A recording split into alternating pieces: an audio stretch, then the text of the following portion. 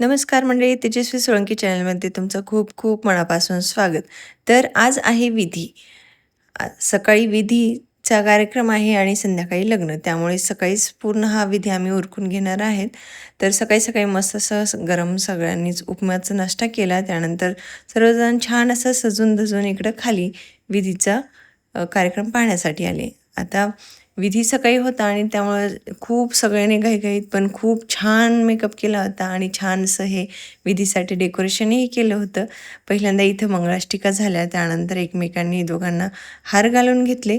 खूप छान वाटत होतं. आता हे सकाळी विधी असल्यामुळं बघा आमचा भैय्या तर किती खुश आहे. इकडं वहिनी पण खूप खुश आहेत. दोघेही खूप छान हसले. त्यानंतर छानसे असे फोटो काढून घेतले. आता इकडं ना हे आम्हाला तर काही जास्त व्हिडिओ काढायला जमतच नव्हते, कारण की फोटोग्राफरना एवढे मदत करत होते. आता खरं तर त्यांचंच आहे म्हणा, कारण की त्यांनी फोटो काढल्याशिवाय आपल्याला छानसे असे आपल्या ज्या मेमरीज आहेत, आठवणी आहेत लग्नाच्या, त्यानंतर पाहायला नाही मिळणार आहे. पण आपली पण तेवढीच घाई आहे की आपल्याला ब्लॉग बनवायचे, म्हणून मी पण हे पटापट करत होते. तर हे भैयासारखंच मदत करत होते. छानपैकी असं पूर्ण हा ह्यांचा विधीचा कार्यक्रम पूर्ण छान अशा प्रकारे पार पडला. एक साईडला आम्ही नवरदेवाची मंडळी, तर ह्या समोरच्या साईडला नवरीची मंडळी. सगळे छान असं सजून धजून बसले होते.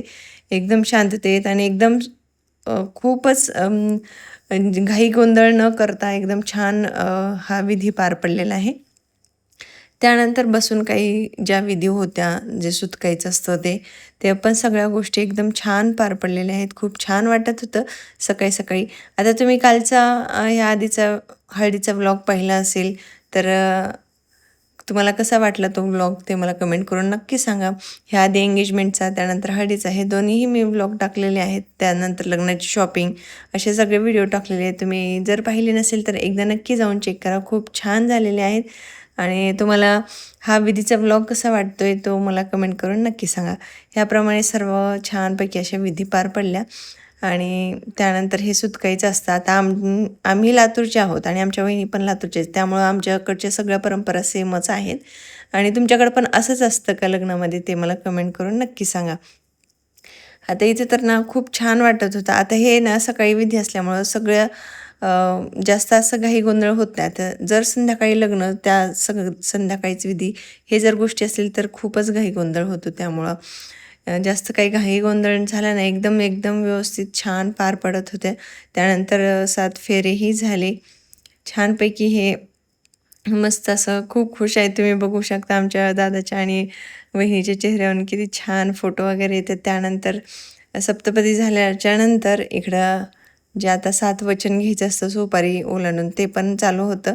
त्याचं हे डेकोरेशन अगदी छान प्रकारे खूप छान केलं होतं. त्यानंतर आम्ही काहीसे असे फॅमिलीचे फोटो काढले आणि जे लग्नामध्ये जो काही कार्यक्रम असतो आहेर चढवण्याचा, ते पण एक साईडला चालूच होता. हे पण इकडं त्यानंतर पाहुण्यांना पण बरेचसे आहेर चढवून झाले होते. त्यानंतर जावयांना म्हणजे ह्यांना छानपैकी असा आहेरही चढवला जात होता. अशा प्रकारे खूप छान असा कार्यक्रम पडला आणि अजिबातसुद्धा लग्नामध्ये घाई गोंधळ झाला नाही. खूप एकदम शांततेत छानसा असा विधी पार पडला. त्यानंतर सर्वांना आहेर झाले आणि त्यानंतर संध्याकाळच्या वेळेला जेवण करून आम्ही लग्नाची तयारी केली. परत मेकअप वगैरे ते. त्यानंतर हे लग्नामध्ये खूपच घाई गोंधळ म्हणलं तर आमची रुद्राणी सगळीकडे पळत होती, खेळत होती. सारखं मला तिचं टचअप करावं लागत होतं आणि हे आमच्या पूर्ण फॅमिलीतली बच्ची कंपनी. तर उद्या भेटू. बाय.